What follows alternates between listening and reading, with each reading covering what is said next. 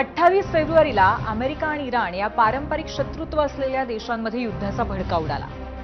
अमेरिकेच्या सोबतीला इस्रायल होतच। युद्ध हाताबाहेर जाणार अशी भीती वाटत असताना 40व्या दिवशी अमेरिका आणि इराण यांच्यात पद्धतशीर मध्यस्थीने शस्त्रसंधी झाली। आता हळूहळू पुन्हा एकदा हॉर्मुझच्या सामुद्रधुनीमध्ये आणि आखातात शांतता पसरणार, जगावरचा ताण जाणार अशी आशाही वाटत होती। पण गेल्या 3 दिवसांमध्ये जगाच्या या क्षणभंगूर आशेवरती पाणी पडलंय आणि त्याला कारण आहे अमेरिका आणि इराण या दोन्ही देशांची तडजोड न करण्याची वृत्ती आणि सतत आपलाच अजेंडा राबवत असलेलं इस्रायल। आधी इस्रायलचा हल्ला, त्याला इराणचं प्रत्युत्तर, मग अचानक हेलिकॉप्टर पडण्याचं किंवा पाडण्याचं निमित्त काय होतं आणि शांतता राखा असं सांगणारी अमेरिकाच इराणवरती हल्ला करते आणि त्यातून पुन्हा युद्धाचा भडका उडतो। याच भडक्यातनं आखातात मागच्या 96 पेक्षा अधिक तास अक्षरशः आगडोंब उसळलाय आणि यंदा युद्धाच्या या दुसऱ्या टप्प्याचा भारताला सुद्धा फटका बसलाय। हे आहे आखाती युद्ध 2.0 म्हणजेच आखाती युद्धाचं दुसरं व्हर्जन। नमस्कार, मी पूर्वी भावे, झिरो आवर मध्ये आपलं स्वागत। अमेरिका आणि इराण एकमेकांवरती पुन्हा तुटून पडलेत। 3 दिवसांपासून त्यांचे एकमेकांवरचे हल्ले चालू आहेत आणि या हल्ल्यामध्ये भारताच्या 3 खलाशांना प्राण गमवावे लागले। होय, तुम्ही बरोबर ऐकलत। या युद्धात मागच्या 48 तासात 2 मालवाहू जहाजांना लक्ष्य करण्यात आलं आणि त्यापैकी एक भारतीय जहाज तर हॉर्मुझच्या सामुद्रधुनीच्या बंदराच्या बाहेर म्हणजे सामुद्रधुनीच्या बाहेर असलेल्या बंदरावरती उभं होतं, तरीही त्याच्यावरती हल्ला झाला। तर पलाऊ देशाच्या जहाजावरच्या हल्ल्यामध्ये 3 भारतीयांना प्राण गमवावे लागले। आतापर्यंत या युद्धाचा थेट फटका भारतीयांना बसला नव्हता, तो आता बसलाय। यात महत्त्वाचं म्हणजे 2च दिवस आधी नेत्यानाहू यांना शांतता राखा असं सांगणारे डोनाल्ड ट्रम्प आता मात्र स्वतःच इराणवरती तीव्र हल्ल्यांचा इशारा देत आहेत। आता असं युद्ध पुन्हा एकदा भडकलेलं असताना इराणने हॉर्मुझची सामुद्रधुनी बंद केली आहे।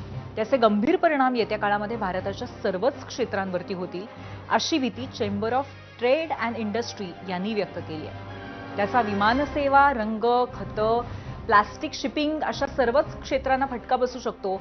यासाठी केंद्र आणि राज्य सरकारची तयारी सुरू असेलच, पण नागरिक या नात्याने आपण सर्वांनीच सज्ज राहण्याची आता खरी गरज आहे। आणि म्हणूनच आजचा आमचा पहिला प्रश्न याच सगळ्यावरती आधारित आहे। पाहूया पोल सेंटरला। आजचा आमचा प्रश्न आहे, पुन्हा युद्धाचा भडका उडालेला असताना दुसऱ्या टप्प्यात आपल्या आयुष्यावर आधीच्या तुलनेत अधिक परिणाम होईल असं वाटतंय का? होय आणि नाही असे 2 पर्याय आहेत। तुमचं मत काय आहे मला जरूर सांगा। आता तुम्हाला माहितीच आहे की 28 फेब्रुवारीला आखातामध्ये युद्ध झाल्यापासून सातत्याने अमेरिकेनं त्यांचं नौदल पर्शियाच्या आखातामध्ये आणि अरबी समुद्रामध्ये आणून ठेवलंय। हॉर्मुझच्या सामुद्रधुनीची नाकेबंदी केली आहे। आता याच दरम्यान अमेरिकेची हेलिकॉप्टर्स आणि विमानाची सातत्याने हॉर्मुझ परिसरामध्ये हवाई गस्त सुरू असते। अशाच गिरट्या सुरू असताना अमेरिकेचा अपाचे हे लढाऊ हेलिकॉप्टर अचानक कोसळलं। इराणच्या रॉकेट हल्ल्यामध्ये हेलिकॉप्टर कोसळल्याचा आरोप अमेरिकेने केला। खरं तर हेलिकॉप्टरमधल्या दोन्ही वैमानिकांना वाचवलं गेलंय, पण पुन्हा एकदा युद्ध संघर्ष पेटण्यासाठीचे हेलिकॉप्टर कोसळण्याचं निमित्त ठरलं आणि अमेरिकेने इराणवरती दणादण हल्ले सुरू केलेत। त्यामध्ये महत्त्वाच्या सामरिक तळांचाही समावेश होता।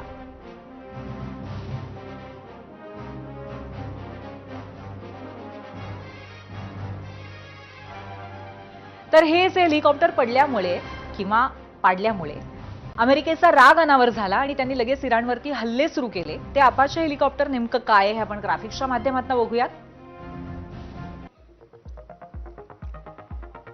जगातील सर्वोत्तम लढाऊ हेलिकॉप्टर्स पैकी एक अशी या अपाचेची ओळख आहे। एकाच वेळी गोळीबार, रॉकेट आणि क्षेपणास्त्र डागण्याची याच्यात क्षमता आहे।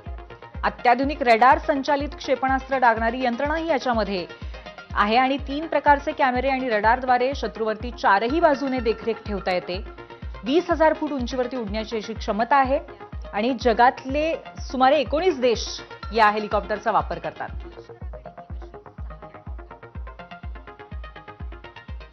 आता हे एक हेलिकॉप्टर पडण्याचं कारण ठरलं आणि अमेरिकेने मागच्या 96 तासामध्ये इराणवरती भीषण हल्ले केलेले आहेत।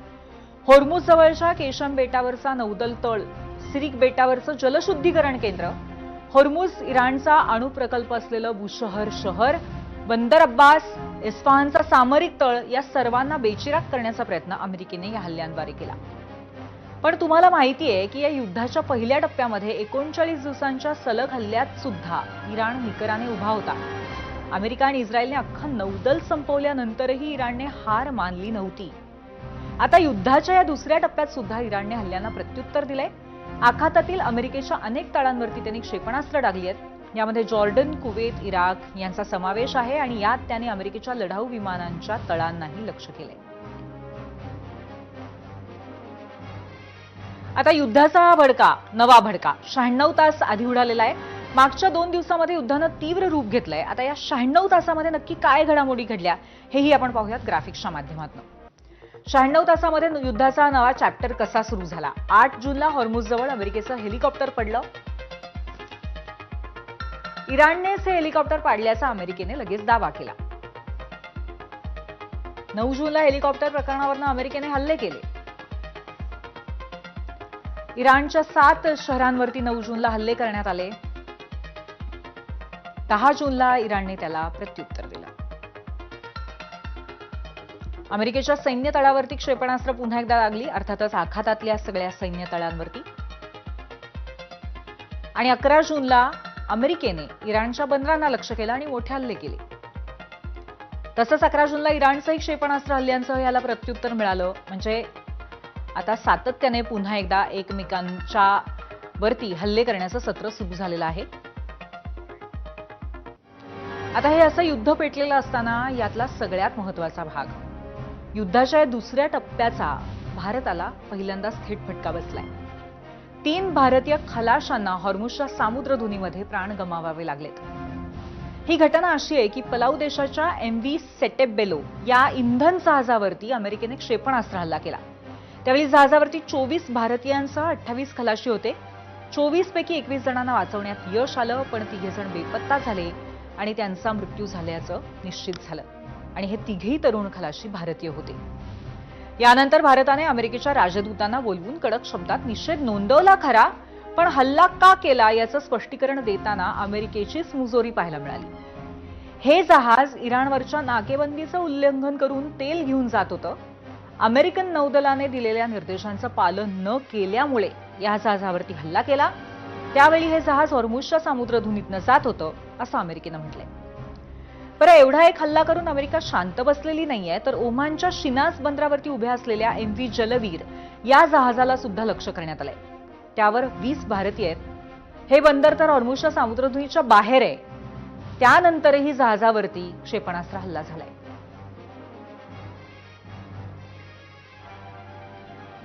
अर्थात आता युद्ध भडकण्याचे पुढचे परिणाम काय होणार. अमेरिकेकडनं होणाऱ्या या हल्ल्यानंतर इराणने हॉर्मुझची सामुद्रधुनी पुन्हा एकदा पूर्णपणे बंद केलेली आहे. सामुद्रधुनी बंद केल्याचे भीषण परिणाम भारतावरती होऊ शकतात. त्यात आधीच महागलेलं पेट्रोल, डिझेल आता आणखीन महाग होण्याची भीती आहे. आणि यासंबंधी चेंबर ऑफ ट्रेड अँड इंडस्ट्रीजने केंद्र सरकारला पत्र लिहून गंभीर चिंता व्यक्त केली आहे. नक्की ही चिंता काय आहे, कशा शब्दात मांडलेली आहे पाहूयात ग्राफिक्सच्या माध्यमातून. चेंबर ऑफ ट्रेड अँड इंडस्ट्रीजची चिंता आहे की कच्चं तेल, भारताचं 60% कच्चं तेल आणि 40% LNG हे हॉर्मुझवरनं येतं. हॉर्मुझ बंद असल्यामुळे पुरवठा थांबेल ही सगळ्यात अर्थातच साहजिक चिंता आहे. कच्चं तेल $200 प्रति बॅरल जाणार असल्याची भीती चेंबर ऑफ ट्रेड अँड इंडस्ट्रीजला वाटतेय. कच्चं तेल, पेट्रोल, डिझेल 150च्या घरात जाण्याची भीती आहे कच्च्या तेलामुळे. मालवाहतूक पर्यायाने प्रचंड त्याची महागाई वाढेल. आणि ह्याच्यासाठी पर्याय काय आहे तेही सुचवण्यात आलेलं आहे की पर्याय असा आहे की सौदीच्या पश्चिम किनाऱ्यावरनं तांबड्या समुद्रातनं कच्चं तेल आणणं शक्य आहे, पण त्याच्यासाठी 15 दिवस अधिक लागतील. त्यामुळे ते तेल भारतात पोहोचायला जी गॅप आहे ती वाढेल. विविध क्षेत्रांवरती याचा परिणाम होऊ शकतो. विमान तिकिटाचे दर 40% वाढण्याची शक्यता आहे. विविध क्षेत्रांवरती परिणाम होताना कच्चा माल म्हणून पेट्रोलियम पदार्थांमुळे रंग, टायर्स, प्लास्टिक महागू शकतं. युरिया आणि खतांवरती परिणाम होऊ शकतो. जल माल वाहतुकीला सुद्धा फटका बसू शकतो. आता यामध्ये भारताकडे पर्याय काय आहेत, तर रशियाकडनं कच्चं तेल घेता येईल, पण त्यावरती मर्यादा आहेत. अमेरिका, गियाना, ब्राझीलकडनं कच्चं तेल शक्य आहे घेता येणं, पण ते यायला 40 दिवस लागतात.